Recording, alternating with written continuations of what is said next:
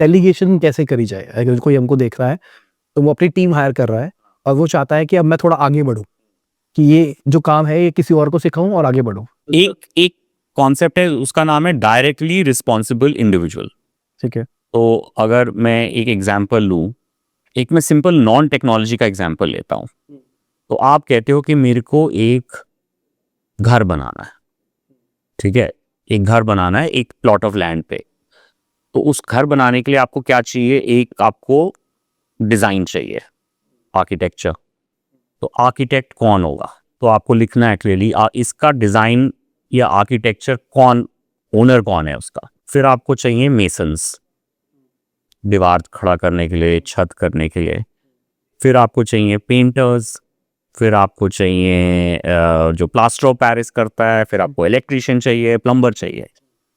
तो जैसे एक घर बनता है या एक बिल्डिंग बनती है, कोई भी बिजनेस, कोई भी प्रोडक्ट, कोई टेक्नोलॉजी, नॉन टेक्नोलॉजी, यही है। आपको लिखना है उसके सामने डायरेक्टली रिस्पॉन्सिबल इंडिविजुअल कौन है। हाँ, जब आप स्टार्टअप हो और डे जीरो पे हो, तो आपका आर्किटेक्ट प्लस मेसन वो एक ही आदमी होगा, ये आपको समझना है, राइट? ठीक है। तो और आपको लिखना है कि आर्किटेक्ट प्लस मेसन साहिल, और साहिल को ये चीज, ये टास्क है और ये 2 हफ्ते में ये डिलीवर कर देगा। ठीक है। उसके बाद लेट्स से कोई और है, प्रेम, मेरा इलेक्ट्रिशियन भी है और मेरा पीओपी का भी काम करेगा वो। तो आपको क्लियरली बोलना है कि ये भी 2 हफ्ते में, जैसे ये काम खत्म होगा उसके बाद ये 2 हफ्ते में ये काम पकड़ लेगा। तो आपको डेलीगेशन करने के लिए आपको क्लियरली रिस्पॉन्सिबिलिटीज बांटनी है। इसमें एक जो छोटी सी ट्रिक रहती है स्पेशली फॉर अर्ली स्टेज, वो ये है कि कई बारी क्या होता है कि आपके पास जैसे 4 लोग हैं, आपको ये आइडेंटिफाई करना बहुत जरूरी है कि उन 4 लोगों को क्या नेचुरली समझ आता है, चमकता है, और क्या करने में उनको भी मजा आता है।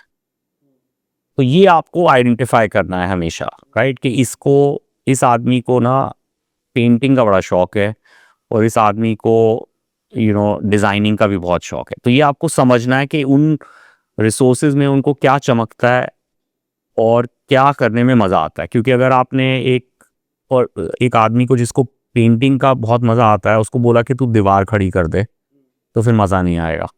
तो वो फिर कर लेगा लेकिन प्रोजेक्ट्स में डिले होंगे ही, पैशन से नहीं काम होगा। और आइडेंटिफाई कैसे होगा? गट, इंट्यूशन?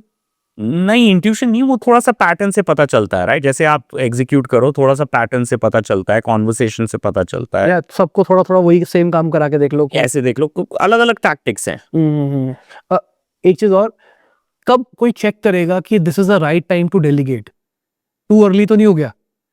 कि क्योंकि आप जब आप बिजनेस बिल्ड कर रहे हो तो फाउंडर के दिमाग में जो आइडियाज है शायद टीम के पास में उस लेवल के आइडियाज ना हो।